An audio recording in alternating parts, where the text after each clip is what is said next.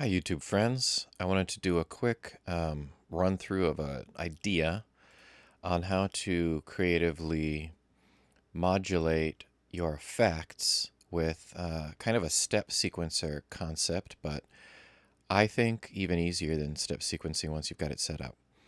So the first piece of this is to write some notes.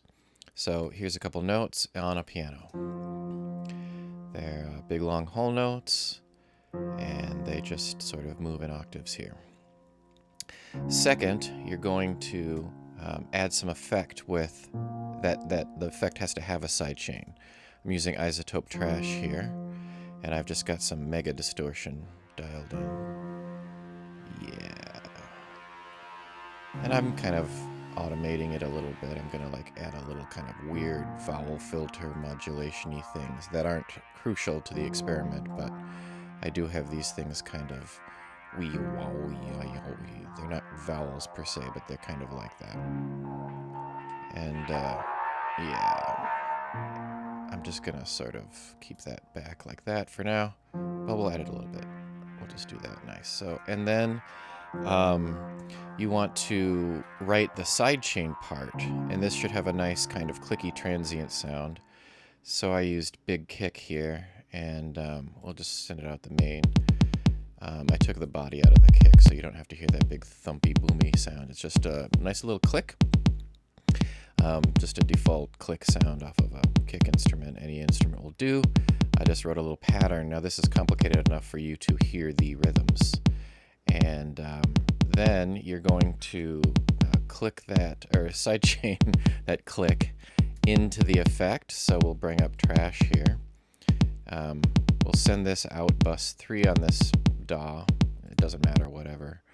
And then when we bring the piano back in, I'll bring in the clicky sidechain on bus 3, and I'll go over here to the dynamics, and I've got my gate set up. And I click sidechain.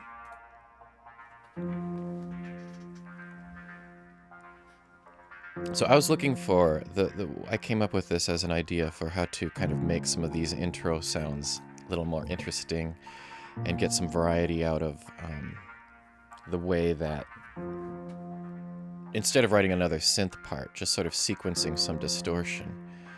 So you can play with the gate a little bit.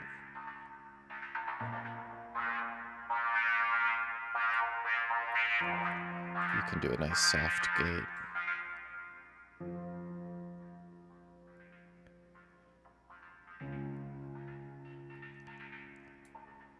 You can change the attack and the release.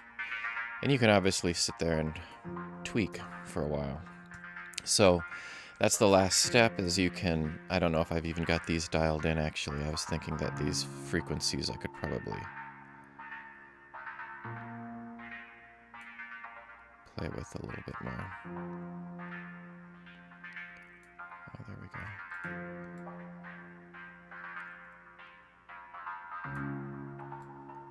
Oops, that's that one.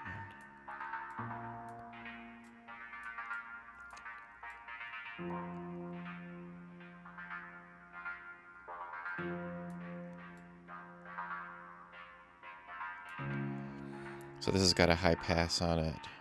The trash is just adding mega distortion. This filter is what's giving it all of its wee-owie, vowel-y sound. A little bit of a convolver just to add just a little bit of texture, pretty subtle at this point. And then the gate is what's doing all of the...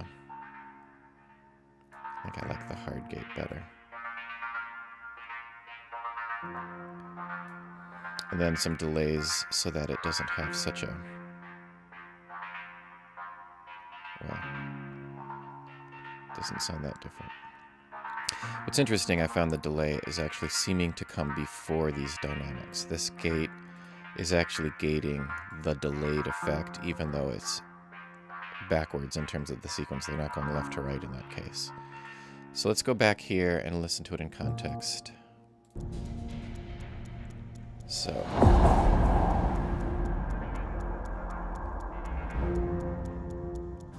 probably automate this.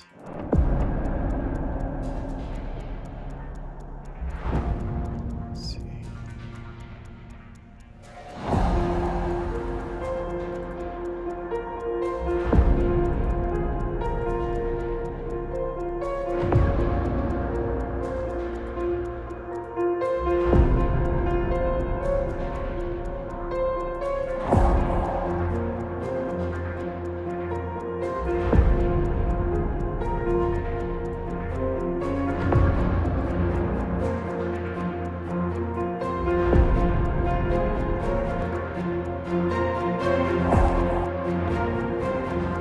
there you have it. Kind of automating a little bit of interest. I'm not committed to this part yet.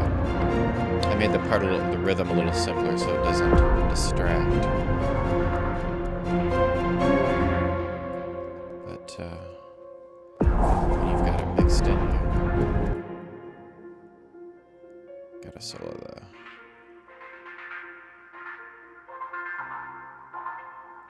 Basically burying the piano itself. I've got another piano playing it as well though, so you can hear just this particular piano is getting wrong. So I don't think I'm done designing this, but you get the idea. Hope you enjoyed, and cheers.